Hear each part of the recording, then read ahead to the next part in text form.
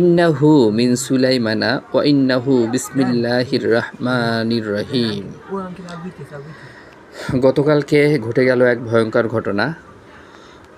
আমাদের বাসায় মনোসেলেট কোবরা বা গয়া গোখরো ভারতীয় উপমহাদেশের অন্যতম বিষাক্ত এবং পরিচিত একটি সাপের প্রজাতি। আনুমানিক 8টার দিকে আব্বুর রুমে ঢুকে যায়। তারপর রাত 12:30টার দিকে রেস্কিউ টিম এসে উদ্ধার করে। সবাই সবার জন্য দোয়া করব, আল্লাহ যেন সবাইকে সমস্ত বিপদ থেকে মুক্তি দেন। রেস্কিউ টিম অত্যন্ত সতর্কতার সাথে সাপটি ধরে নিয়ে যায় এবং রেস্কিউ টিম বলে সাপের পেটে অনেকগুলো ডিম ছিল। তো আল্লাহ আমাদের সবাইকে হেফাজত করুন।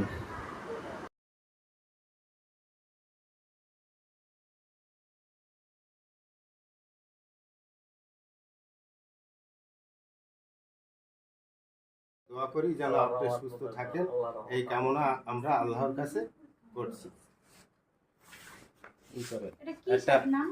এটা হলো মনোসেলেট কোবরা। দেন দুটো দেন।